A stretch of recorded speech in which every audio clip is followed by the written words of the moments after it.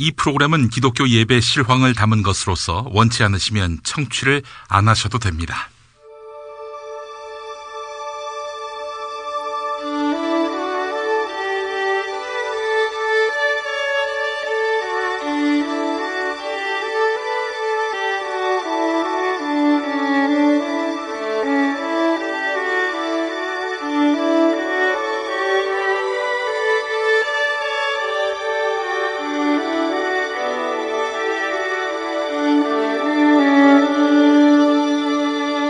성서와 세상.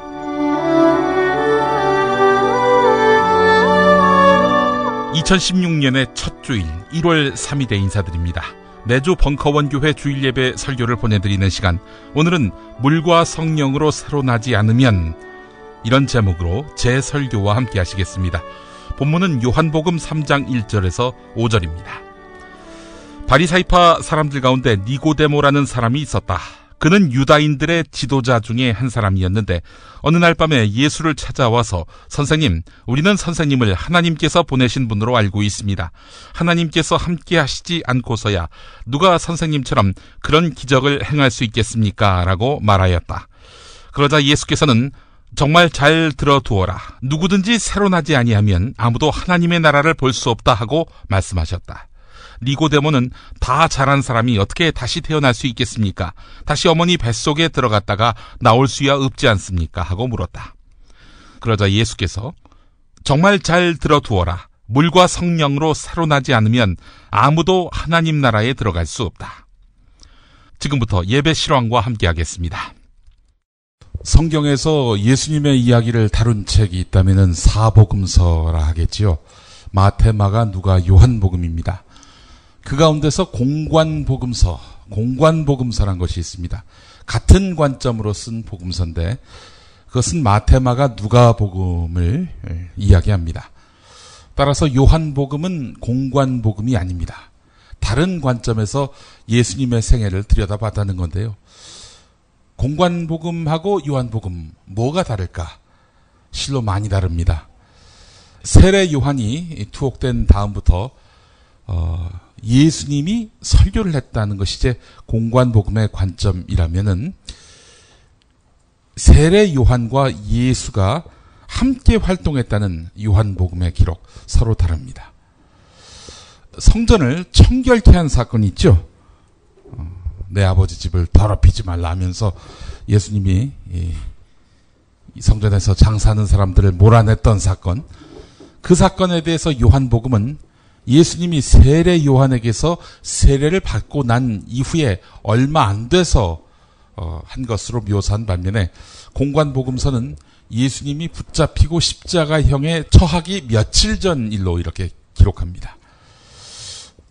이건 좀 소소한 부분이고요. 가장 주목되는 부분은 요한복음에서는 그리스도, 즉 신으로서의 자기 계시가 담겨 있습니다. 예수님이 자신이 그리스도라는 점을 강조하고 있다는 것입니다. 공관복음에서는 찾아보기 힘든 나는 길이다, 진리다, 생명이다 하는 주장들, 즉 신으로서의 정체성을 이 요한복음 안에서 많이 시사를 했던 것입니다.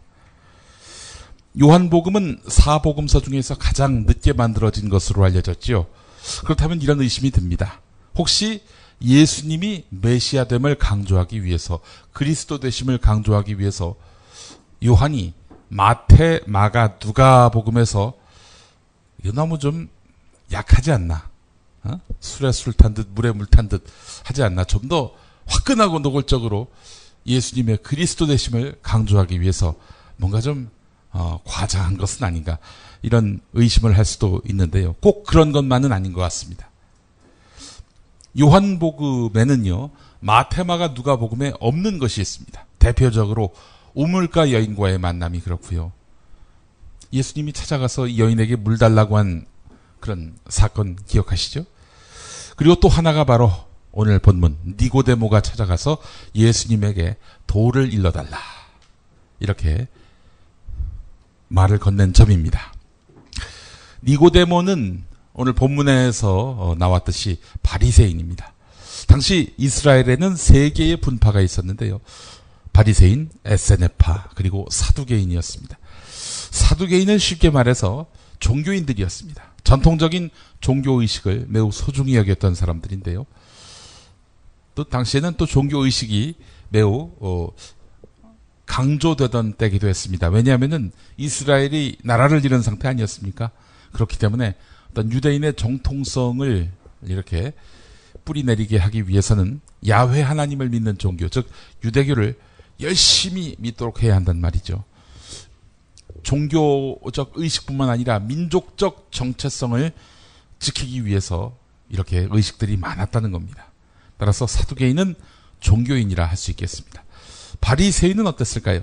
이 사람들은 사회 지도자들이었습니다. 정치, 경제, 사회 전반에 걸쳐서 어떤 방향을 제시하는 주체였는데요. 비록 나라를 잃었지만 하여간 바리새인은 정치인과 연결지으면 이해가 쉬울 그런 부류의 사람들이었습니다. 니고데모는 바리새인이라고 했습니다.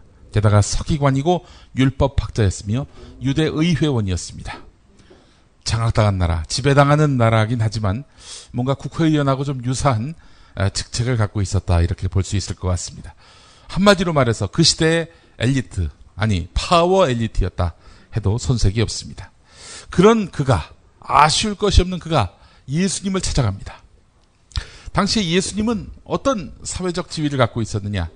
지지자는 많지만 그 지지자는 못 배우고 가난하며 병 있는 사람들이었습니다. 이 지지자들, 지지리도 못난 사람들이었습니다. 한마디로 말해서 사람 취급을 제대로 받지 못하던 그런 사람들이었습니다. 그런 사람들로 둘러싸인 예수다 하면은 뭔가 혹세무미 나는, 어리석은 사람들을 혹세무미 나는 사이비 종교 지도자 아니겠는가, 이런 인상을 가질 만도 한데요. 설령 그렇지 않다 하더라도, 건강한 지도자라 하더라도 뭔가 기존에 없었던 그런 특견을 제시하는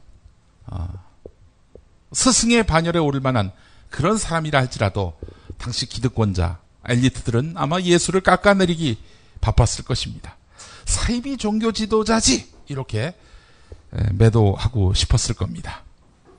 그렇게 예수와 그 무리들을 비난하고 폄훼해야 내 자신이 정당해지고 우쭐해지니까 말이죠. 자, 그런데 무명의 지도자인 예수를 니고데모가 찾아갑니다. 아쉬울 것이 없는 니고데모가 찾아갑니다. 밤중이었습니다. 왜 밤중에 찾아갔을까?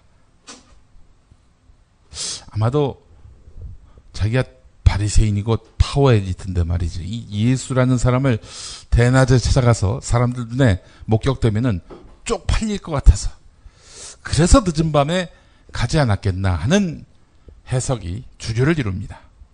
실제로 그랬을 수 있습니다. 그러나 니고데모에게는 진리란 무엇인가, 이런 목말라함이 있었던 것 같습니다. 그래서 밤에 자기도 모르게 자지도 않고 예수를 향해서 발길을 이어갔을 수 있겠다, 이런 생각을 해봅니다. 만약에 쪽팔려서 갔다면 니고데모는 예수에게, 선생님, 우리는 선생님을 하나님께서 보내신 분으로 알고 있습니다. 하나님께서 함께 계시지 않고서야 누가 선생님처럼 그런 기적들을 행할 수 있겠습니까? 라고 물어봤겠습니까? 그렇게 안 물어봤겠죠. 한참 간을 봤을 겁니다. 요즘 간 보는 게 유행 아닙니까? 니고데모는 하나님이 보내신 분으로 안다, 이렇게 말을 했습니다. 간을 봤다면 이렇게 안 물어봤겠죠. 니고데모는 만나자마자 그런 얘기를 했다는 점, 이 점은 니고데모의 신앙이 얼마나 아름다운지를 알 수 있는 대목입니다. 소중한 고백 아닙니까? 간을 본다는 것은 두려움의 한 방편입니다. 자기 확신이 없는 거 아니에요? 선택에 따른 결과, 그 결과에 대한 책임을 지기 싫어하기 때문에 일단 간부터 보는 겁니다. 요즘 지식인 사회에서 자주 거론되는 말이 있습니다. 신조어인데 결정장애라는 겁니다. 결정장애. 쉽게 얘기해서 이겁니다. 얼마나 햄버거 종류가 많습니까? 뭘 고를까? 뭘 골라야 잘 먹었다고 소문날까? 이런 고민들. 그래서 메뉴판만 멀뚱히 쳐다보는 그런 경우도 많고요. 우리 또 저 사무실에서 말이죠. 뭐 음식을 시킬 때 말이죠. 메뉴판 들여다보고 굉장히 큰 고민을 합니다. 그러다 결국에는 뭐 늘 먹던 거 고르지 않습니까? 이게 바로 결정장애라는 겁니다. 잘못 결정했을 때 닥칠 그런 후회, 이런 것들이 두려운 거예요. 여기서 간보기가 시작되는 겁니다. 2012년 독일의 저널리스트 올리버 에게스가 제시한 개념이 바로 결정장애라고 하는데, 선택을 미루는 습관이 일상화된 세대, 젊은 세대에게서 이런 현상이 더 뚜렷하다고 합니다. 하긴 뭐 어디 젊은이들 강연 가면은 물어보는 질문이 이런 겁니다. 다시 대학생 시절로 돌아간다면 뭐라고 싶냐? 다시 돌아갈 일도 없는데 뭘 그런 고민과 걱정을 하겠습니까? 그러니까 자기의 앞날에 대해서 뭔 결정을 하고 싶은데 결정하자니 이거 뒷감당을 못할 것 같다라는 판단 때문에 물어보는 거 아니겠습니까? 이 젊은 세대들에게 이 결정장애가 심하다는 그런 이야기입니다. 책임져야 한다는 두려움과 완벽함을 향한 이런 강박관념이 그 원인이라 하겠습니다. 사실 아버지 또 할아버지 세대를 보면은 전쟁 때문에 날라오는 총탄에 왼쪽으로 고개를 돌리느냐 우측으로 고개를 돌리느냐에 따라서 생사가 갈리던 그런 때였습니다. 그러니까 결정장애라는 것이 존재할래야 존재할 수가 없었습니다. 죽이 되든 밥이 되든 하여간 늦게 선택하면 큰일 난다라는 그런 판단이 있었기 때문에 우리 어르신 세대에서는 보기 힘든 현상이 바로 결정장애인데요. 이런 세대의 특징은 이원론입니다. 사느냐 죽느냐, 선이냐 악이냐, 반공이냐 빨갱이냐. 선택을 강요했거나 강요를 받았던 세대, 바로 오늘의 어르신 세대입니다. 요즘처럼 디지털 문명이 발달한 시기에는 선택지가 참 많은 시대에는 그런 이원론은 박물관에서나 발견할 수 있는 그런 일이죠. 하여튼 진리를 알려고 할 때, 우주를 만나려고 할 때 우리는 간을 봐서는 안 됩니다. 좀 더 적극적이어야 합니다. 좀 더 솔직해져야 합니다. 니고데모처럼 말입니다. 스스로 한번 물어봅시다. 나는 과연 진리에 대한 목마름이 있는 사람인가? 관성으로 교회에 나온다. 곤란하지요. 니고데모의 질문 중에 또 하나가 주목됩니다. 우리는 선생님을 하나님께서 보내신 사람으로 알고 있습니다. 라고 한 부분입니다. 우리는이란 말이 상당히 주목됩니다. 우리는 누구를 의미할까요? 자기가 바리새인이니까 바리새인들을 말하는 것일까요? 천만의 말씀. 니고데모를 제외한 거의 모든 바리새인들은 예수님을 경멸했습니다. 물론 이 시점, 니고데모가 예수를 찾아온 시점에 바리새인은 예수님에 대해서 좀 누그러진 마음이었습니다. 왜냐? 바로 직전에 성전 정화 사건이 있었다고 말씀드렸죠. 예수님이 성전에서 장사하는 사람 내쫓은. 사실은 적의 동지라고 그 성전 정화로 인해서 빅엿을 먹은 계층이 사두개인들입니다. 종교 지도자들. 근데 사두개인하고 바리새인하고 사이가 또 안 좋아요. 그러니까 재수 없는 사두개인에게 한 방을 날려준 데 따른 어떤 정서적 동질감이 조금은 예수한테 있었단 말이죠. 하지만 니고데모처럼 대놓고 예수를 찾아가서 도를 알려달라, 뭐 이럴 정도까지는 아니었다는 얘기죠. 우리는 예수를 따르는 이들, 즉 못 배우고 가난한 사람들입니다. 못 배우고 가난한 사람, 그 민중 속에 자기도 포함시켰습니다. 니고데모가. 지체 높으신 니고데모가 이 못 배우고 가난한 사람들과 함께 도매금이 될 수 있는 우리를 갖다 쓴 겁니다. 주어로.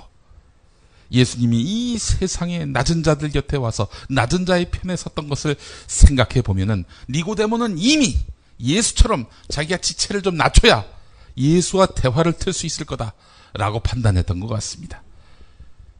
얼마나 또 멋있는 모습입니까? 예수를 만나기 위해 스스로의 허위와 가식을 버린 그 태도. 니고데모의 질문은 이렇습니다. 선생님, 우리는 선생님을 하나님께서 보내신 분으로 알고 있습니다. 하나님께서 함께 계시지 않고서야 누가 선생님처럼 그런 기적을 행할 수 있겠습니까? 야, 이것도 띄워주는 멘트가 이제 나왔습니다. 쉽게 요약하자면은, 니고데모, 나는 예수 당신을 하나님의 특별한 측근, 특별한 사자로 본다. 이런 고백입니다. 그러나 그리스도라는 속 시원한 고백은 아니었습니다. 자, 그런데 예수님의 대답은 무엇이었을까요? 누구든지 위로부터 태어나지 않으면 하나님의 나라를 볼 수 없다. 이거였습니다. 위로부터 태어나다니. 예수님이 도저히 이해할 수 없는 말을 하신 겁니다. 한마디 더 던집니다. 누구든지 물과 성령으로 태어나지 않으면 하나님 나라에 들어갈 수 없다. 육에서 태어난 것은 육이고 영에서 태어난 것은 영이다. 이건 더 어려운 말이죠. 물과 성령으로 태어나다니. 정자와 난자가 만나서 태어날 수는 있어도 물과 성령이 만나서 새로 태어나다니. 갈수록 머리가 복잡해집니다. 그래서 니고데모가 묻습니다. 다시 태어난다 하면 어머니 태 속으로 도로 들어가서 다시 나오라는 얘기인가요? 이 맥락은 예수님의 말을 비꼬거나 희화화한 것이 아닙니다. 또한 어머니 태 속으로 도로 들어갈 수도 없고 또 도로 나올 수가 없다는 사실을 모르고 한 얘기도 아닐 것입니다. 그는 한마디 한마디 새겨들었고요. 조금의 의문점 없이 모든 것을 다 명쾌하게 해결받으려고 예수님에게 하나하나 꼬치꼬치 물어보려고 했던 것입니다. 진리를 알려는 그의 간절함이 여기서 느껴지지 않습니까? 뭔가를 알고 싶을 때 지적 욕망 때문에 주체할 수 없는 그런 때를 경험해 보신 적 있습니까? 이런 분들은 학자가 되셔야 합니다. 자, 니고데모는 예수에게 질문을 하려고 했습니다. 근데 예수님이 그 질문을 듣지도 않고 이 사람 속내를 미리 다 파악하고 답을 해버린 겁니다. 네가 육을 버리지 않고 영을 따르지 않고 하나님 나라를 볼 수 없다. 이렇게 얘기를 했죠. 니고데모가 고작 한 말은 참 훌륭하신 분이다. 하나님의 특별한 그런 도우심 속에 계신 분 같다. 이 정도까지 얘기했는데 거의 인사만 했는데 이 질문을 예수님이 이미 읽어버린 거예요. 사실 니고데모가 하고 싶었던 질문은 이거였겠죠. 당신은 하늘의 도움을 받는 정말 용한 분인 거 잘 안다. 영원한 생명을 누리려 한다면 나는 무엇을 해야 하는가? 이걸 물어보고 싶었을 겁니다. 근데 영원한 생명을 누리려면 나는 무엇을 해야 할 것인가? 라는 질문을 받지도 않고 바로 답을 해버리신 거예요. 사실 영원한 생명을 누리려면 나는 무엇을 해야 하는가? 이것은 당시 유대인들의 관심사였습니다. 알다시피 바리새인은 율법주의자이고요. 당연히 준법주의자입니다. 법을 안 지켜도 교묘하게 법리를 잘 갖춰서 위법을 할 겁니다. 우리의 그 법조인들처럼 말이죠. 사실은 법을 잘 지킴으로써 사람들의 존경도 받고 끝내는 구원도 받을 수 있을 것이다. 이게 바로 바리새인들이 당시에 살았던 삶의 방식이자 공식이었습니다. 그런데 민중들은 어느 순간부터인가 이 바리새인을 존경하지 않는 듯한 모습을 보입니다.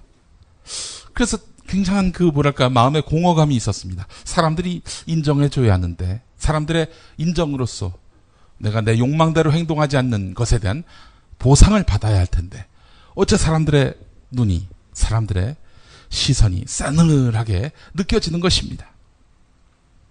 그래서 예수님에게 묻고 싶었습니다. 어떻게 해야 사람들이 나의 이런 준법적인 생활, 율법을 잘 지키는 삶에 대해서 경의를 표할 수 있을까요? 곧 구원에 이를 수 있을까요?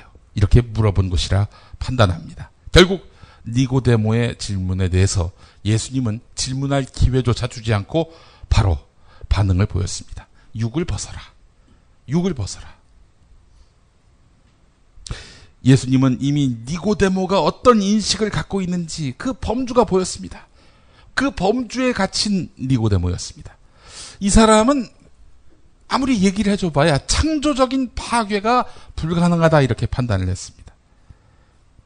그래서 네가 뭔가 변화하고자 한다면, 혁신하고자 한다면 육만이 아니라 영의 범주에서까지 나의 모든 것들을 다 바꿔야 된다라고 이야기를 하고 있습니다. 예수님에게 마음 문을 열었다고는 하지만 고정관념이 너무나 완고했던 니고데모였습니다.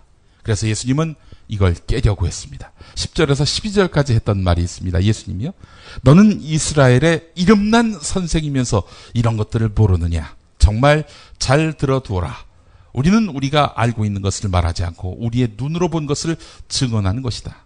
그런데 너희는 우리의 증언을 받아들이지 않는다. 너희는 내가 이 세상 일을 말하는데도 믿지 않으면서 어떻게 하늘의 일을 두고 하는 말을 믿겠느냐.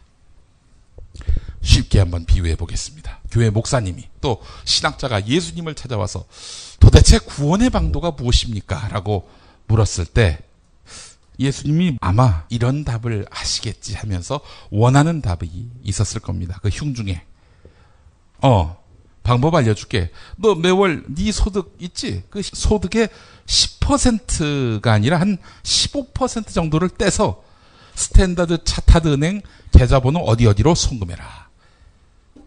그러면 내가 하늘나라에 역세권 금싸라기 땅을 사전에 분양해 두마. 이런 답을 해주실 것을 은근히 기대할지 모르겠습니다. 이런 마음과 별 다르지 않은 니고데모에게 예수님이 실제로 했던 답은, 내가 이야기한다고 네가 받아들일 것 같냐? 천만에. 너 다시 태어나야 한다. 지금까지 듣고 싶은 것만 묻는 태도로는 하나님 나라의 비밀을 알 수가 없다. 라면서 일침을 놓았습니다. 우리가 왜 교회를 다닙니까? 우리가 왜 예수를 믿습니까? 이 바쁘신 몸이, 이 쓸돈 많은 몸이 와서 예수 당신의 제자가 돼줬으니 나한테 잘 보이셔야지. 혹시 이런 생각을 갖고 교회에 나오는 것은 아닐까 자문해 봐야 합니다. 그렇다면은, 정말 그 상태였다면은 우리는 바로 육체에 그치고 마는 신앙인일 겁니다. 예수님은 말씀하십니다. 위로부터 새로 태어나라. 그리고 예수님은 이 답을 제시했습니다. 8절 발언도 보겠습니다. 바람은 자기가 불고 싶은 대로 분다.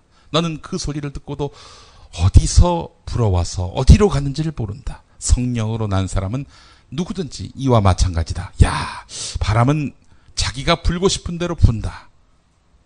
너는 그 소리를 듣고도 어디서 불어와서 어디로 가는지 모른다. 시한 편 같지 않습니까? 너는 너에 대한 주도권을 내려놓아라. 바람을 불게 하는 하나님에게 너의 몸을 맡겨라. 이런 뜻으로 해석됩니다. 바람이 부는 것은 사람의 의지와 상관이 없습니다.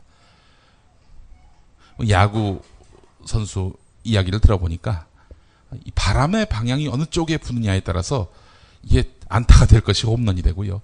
홈런이 될 것이 안타가 되거나 플라이 아웃 되는 일들이 많다고 합니다. 이거 무슨 굿을 할 수도 없고 말이죠. 야구팀은 그 바람의 방향이 그날 경기의 그 향방을 좌우하는 그런 중요한 변수가 되고 있는 것입니다. 아무래도 투수들은 바람이 운동장 본부석 쪽으로 불면은 매우 좋겠죠. 타자들은 외야 방향으로 바람이 불면 얼마나 좋겠습니까? 그러나 그 결정권은 다름 아닌 하나님에게 있다는 것이죠. KBO와는 상관이 없습니다. 따라서 무언가 너 자신의 노력과 계획으로 구원받을 생각을 하지 말라는 것입니다. 예수는 결국 니고데모에게 당신이 지금까지 알고 믿었던 모든 것을 버릴 수 있느냐라고 묻고 있는 것입니다. 즉 니고데모, 당신은 그 학식과 그 사회적 지위를 버리고 나를 따를 수 있느냐? 모든 명예와 모든 그동안 살면서 쌓아왔던 삶의 모든 이력과 자랑거리들을 내려놓을 수 있느냐라고 묻습니다. 니고데모 이야기가 요한복음에만 있지만 마가복음에만 있는 부자 청년 이야기는 니고데모 이야기와 많이 흡사합니다. 부자 청년이 예수 앞에 달려와서 무릎을 꿇고, 선하신 선생님, 제가 무엇을 해야 영원한 생명을 얻겠습니까? 라고 물으면서 자기는 살인하지 말라, 간음하지 말라, 도둑질하지 말라, 거짓 증언하지 말라, 남을 속이지 말라, 부모를 공경하라. 이 모든 율법을 어려서부터 정말 너무나 잘 지키고 있습니다. 라고 말을 합니다. 이때 예수님이 대견하다. 야, 근데 네가 무슨 구원받을 걱정을 하냐? 너 그쯤이면 됐어. 지금 살던 대로 살아. 헌금 조금만 더 두둑히 내면 좋겠고. 이런 말을 해주시면 얼마나 좋았을까. 부자 청년은 이렇게 속으로 생각을 했을 겁니다. 그러나 예수님은 너에게 한 가지 부족한 것이 있다. 가서 가진 것을 다 팔아서 가난한 사람들에게 나눠줘라. 그러면 하늘에서 보화를 얻게 될 것이다. 그러니까 내가 시키는 대로 하고 나서 나를 따라오너라. 도저히 수용할 수 없는 답을 주신 겁니다. 그래서 그 부자 청년은 울상을 지으면서 돌아갔다고 하지요. 오늘날 수많은 교회들에게 하나님이 묻습니다. 이 교회의 모든 재산, 부동산이니 통장에 남아있는 현금이니 다 털어서 가난한 사람들에게 줘버릴 수 있느냐? 여기에 대해서 그렇게 하겠습니다라고 할 목사님이 있을까요? 당회에서 논의해 보겠습니다. 이 정도 얘기가 나오겠죠. 그런 질문을 혹시나 벙커원 교회에 하나님이 하실까 봐 저희는 잉여 재산이 없습니다. 저 캐비넷 하나하고 그 안에 초코파이 몇 개 다 가져가세요. 예. 우리 거 아닙니다, 이거. 예. 그렇습니다. 예수님은 그 부자 청년이 울상을 지으면서 돌아갔을 때 이런 위대한 말씀을 합니다. 재물을 많이 가진 사람이 하나님 나라에 들어가는 것은 얼마나 어려운 일인지 모른다라고 말입니다. 부자 청년에게 돈이 자신의 정체성이었다면 니고데모에게는 그동안 학식과 사회적인 지위가 정체성이었습니다. 예수님은 나를 따르려면 너를 지탱하는 육적인 자랑거리, 너의 공로와 자랑거리를 다 내려놓아라, 버려라. 이렇게 말씀하십니다. 너의 육적인 자랑거리를 함께 짊어지고는 예수를 따라다닐 수가 없다. 이렇게 말씀하신 겁니다. 이 말을 또 뒤집어 보면은 예수님을 따르려면 자신의 육적인 자랑거리뿐만 아니라 육적인 질곡과 고통도 벗어버려야 합니다. 고민과 걱정, 불안, 공포 이런 것들 짊어지면서 예수를 못 따라간다는 얘기입니다. 그런 거 다 주님께 맡기라는 의미죠.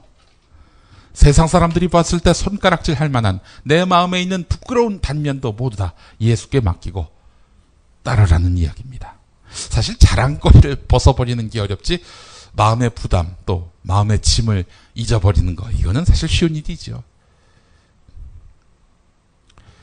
어쨌든 자랑거리든 고민거리든 그거 다 내려놓으란 얘기는 그 마음에 빈자리를 만들라는 얘기입니다.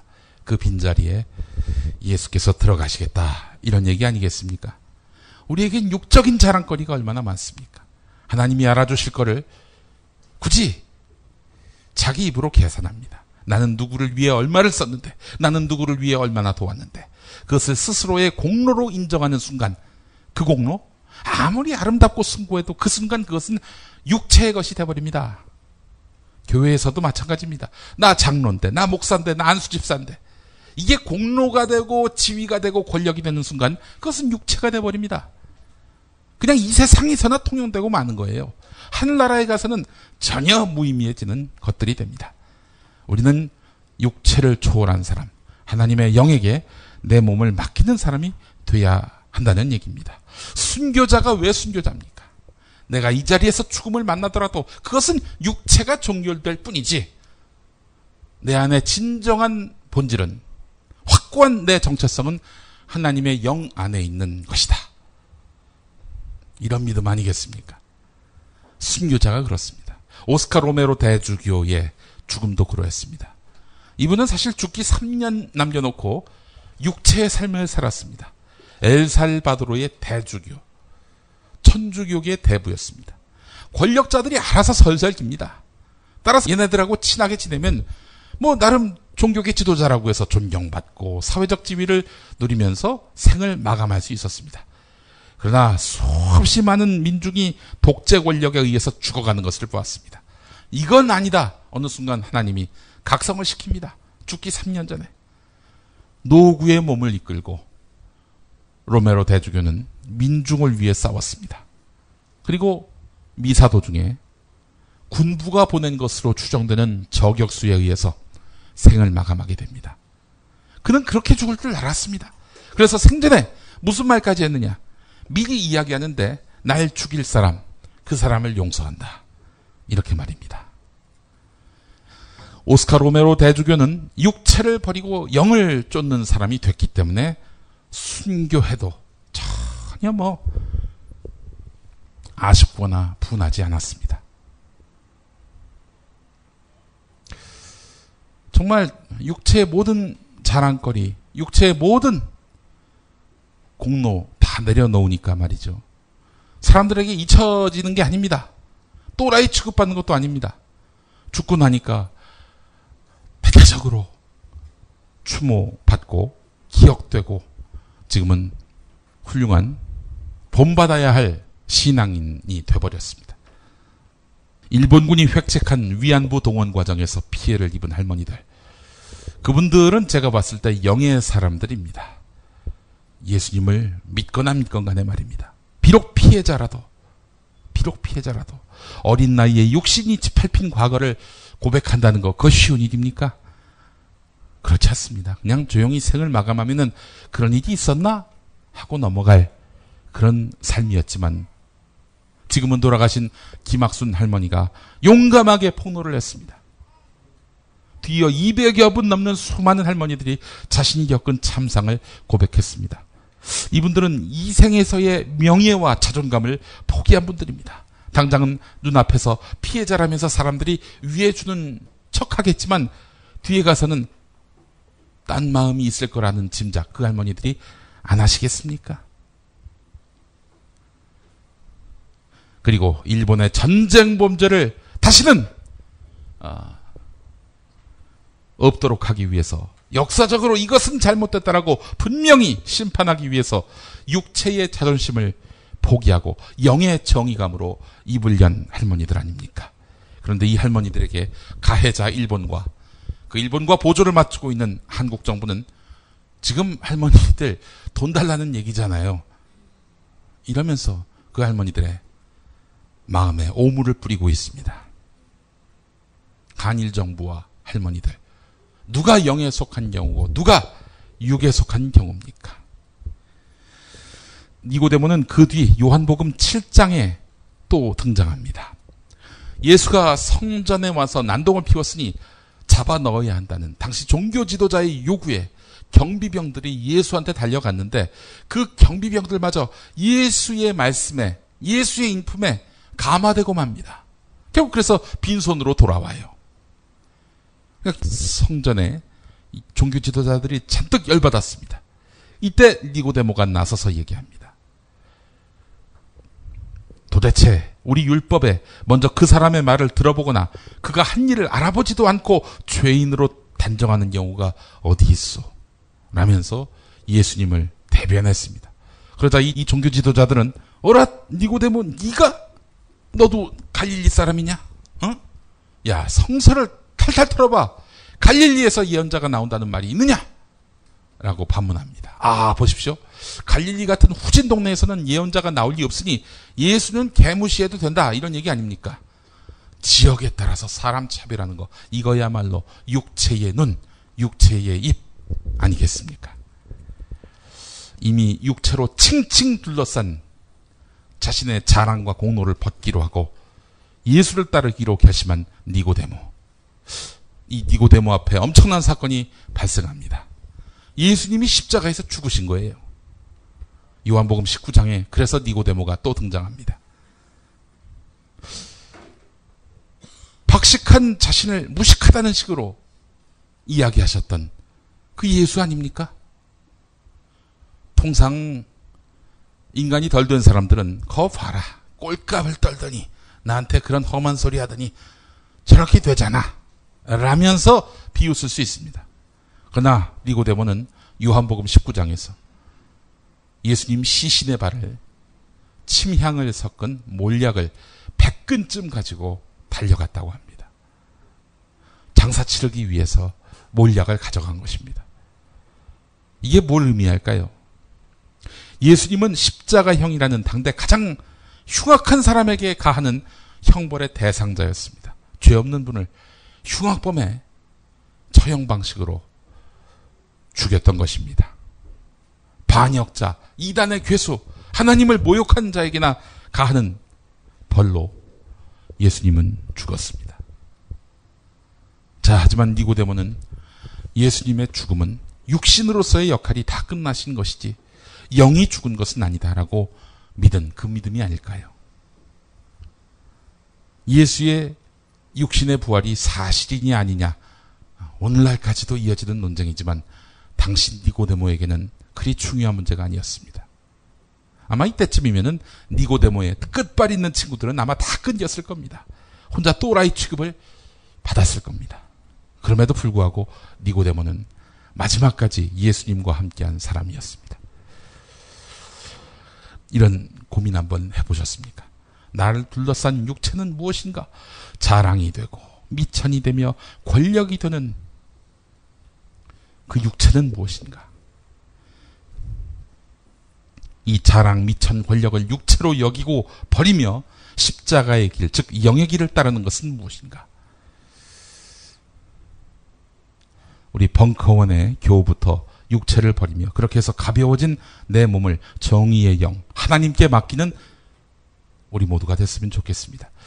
기독교 교회당에 나와서 주의를 지키고 헌금 내고 11조하고 전도하고 술, 담배 안 하고 그것만으로 하나님의 환심을 사려 한다면 잘못하는 거지요. 이 시대 수많은 참담한 현상과 고민거리를 외면하고 내 신앙, 내 영성, 내 구원만 찾는 것에 불과한 것이라면 그것은 육체의 굴레일 뿐입니다.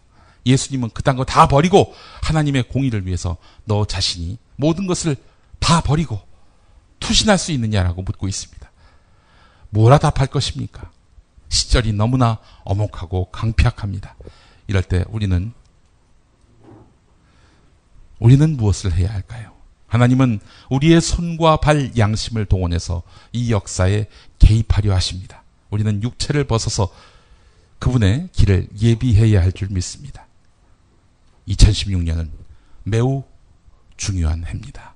그분이 우리를 통해 일하실 수 있도록 우리 마음에 육체의 가시들, 육체에 잔존하는 모든 흔적들을 지울 수 있는 한 해, 그런 한 해가 되고 또 그렇게 해서 하나님이 그 자리에 들어오셔서 일하시는 그런 한 해가 됐으면 하는 그런 바람을 함께 나눕니다.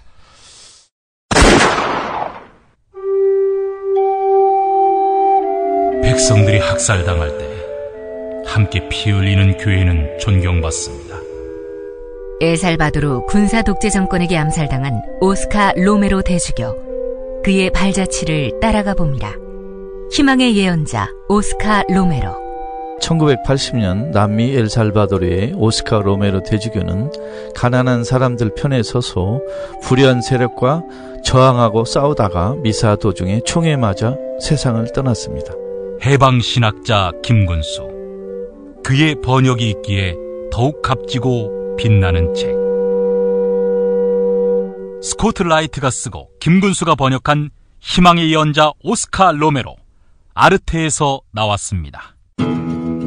이번 세월호 사고는 우는 자들과 함께 울라는 성경 말씀처럼 세월호 유족을 위로한다며 한 말이지요. 그러나 바울이 했던 이 말의 본질은 소통의 능력을 키우라는 것이었습니다.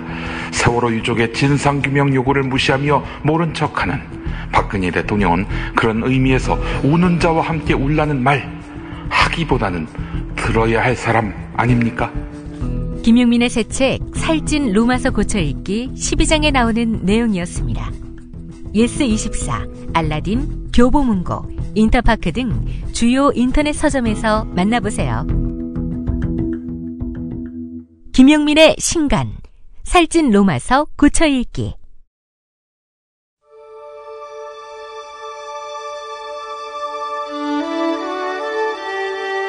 벙커원 교회 설교 실황을 보내드리는 시간, 성서와 세상을 듣고 계십니다.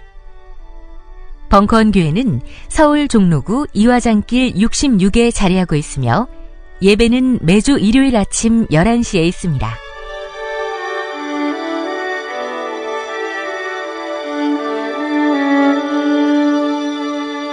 1월 10일 일요일에 다시 인사드리겠습니다. 여러분 감사합니다. 이번 방송 괜찮았나요? 작별의 여운 이렇게 표시해주세요. 다운로드하기, 댓글 달기, 구독하기, 별점 주기. 더 좋은 방송 만들어달라는 약속 이렇게 응원해주세요. 다운로드하기, 댓글 달기, 구독하기, 별점 주기. 기억하셨죠? 다운로드하기, 댓글 달기, 구독하기, 별점 주기.